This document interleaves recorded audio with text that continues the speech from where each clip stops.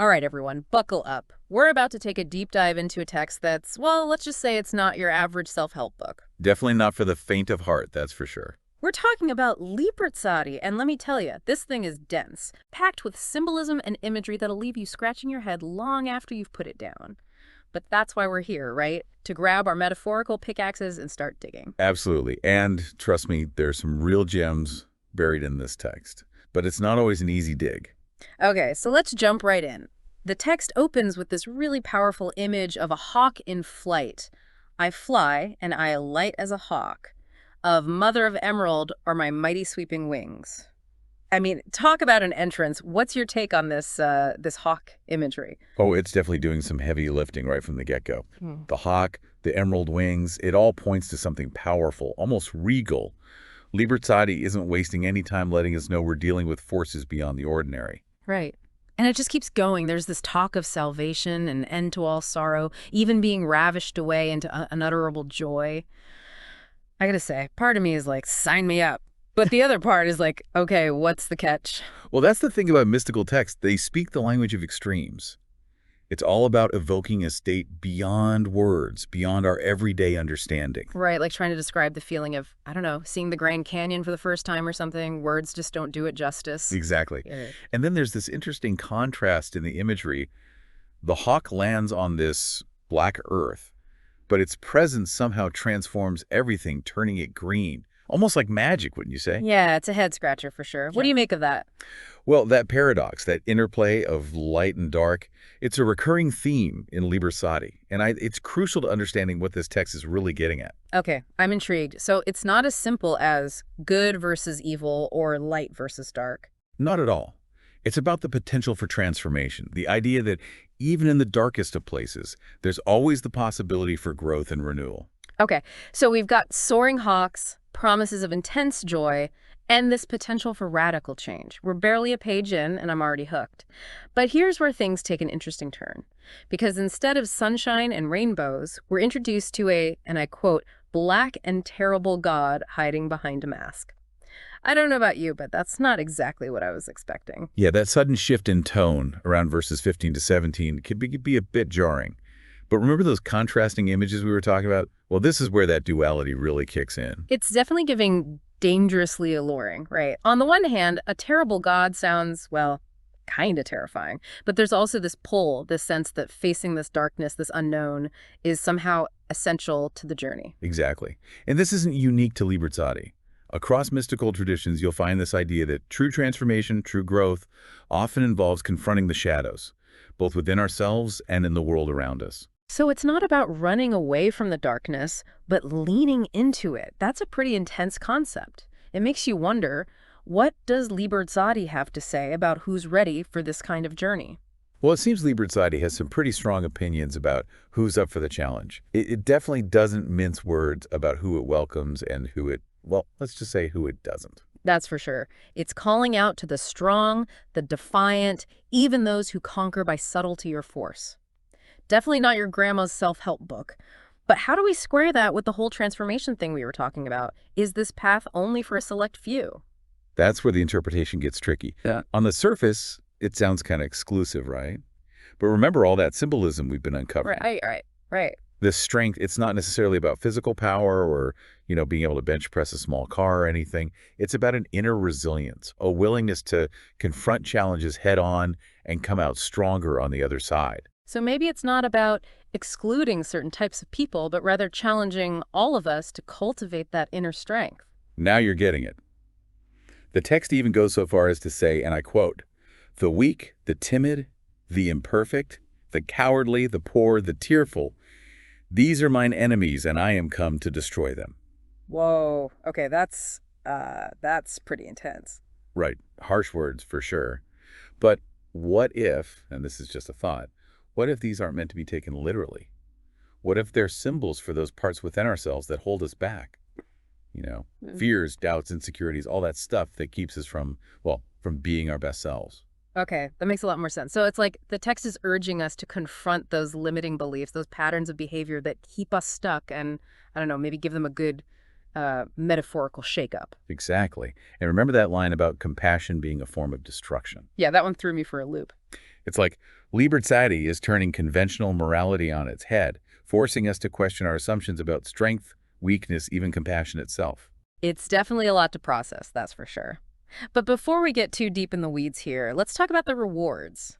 Because Liber Tzaddi doesn't just dangle challenges in our faces, it also dangles some pretty incredible promises. We're talking immortality, bliss, the whole 9 yards. So what's the deal with that? Are we really supposed to take that literally? Ah, yes, the good stuff. Verses 29 through 32, it's like a siren song, right?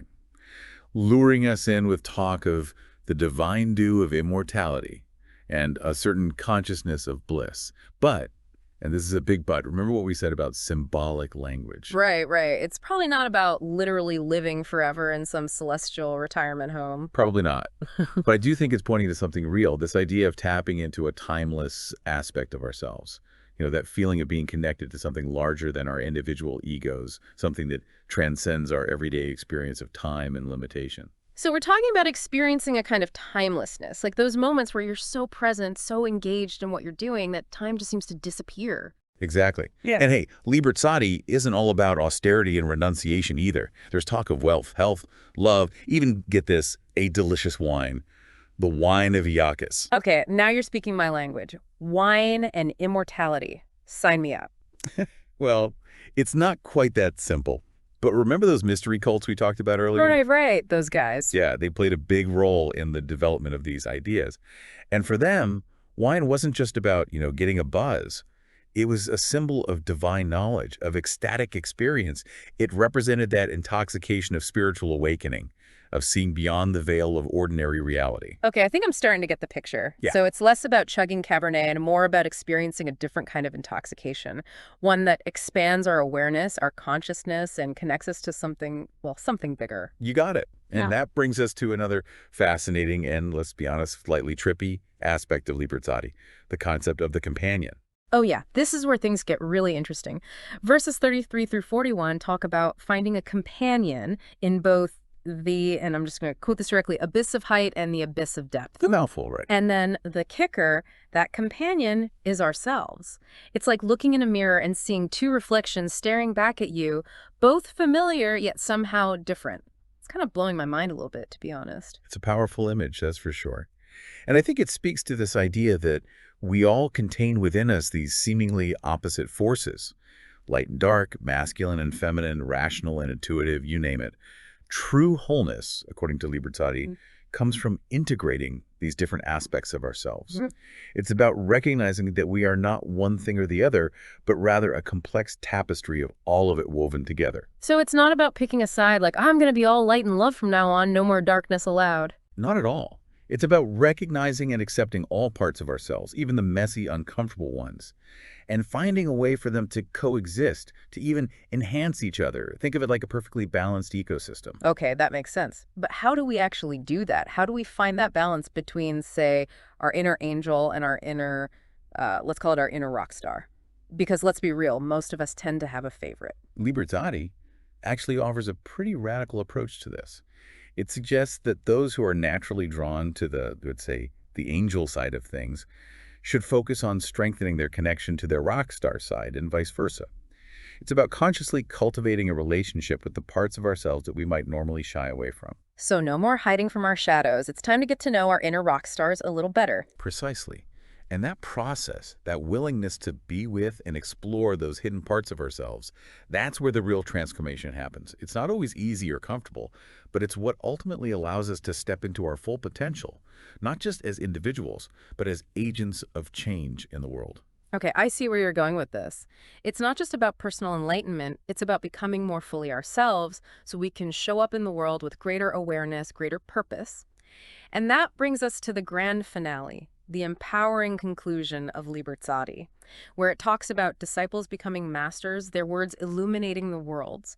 Talk about aiming high. Right. It's like Liber Tzaddi is saying, hey, this journey you're on, it's not just about you, it's about something much bigger. It's about recognizing our interconnectedness and stepping into our power to create a more enlightened world. Okay, wow, so much to unpack here. We've explored the soaring heights, the shadowy depths, the whole shebang. But I gotta say, I'm still left with this one nagging question. How do we actually take these ancient ideas, these big, mind-blowing concepts and actually apply them to our modern, kind of chaotic lives. That's the beauty and the challenge of a text like Liber Tzaddi, isn't it?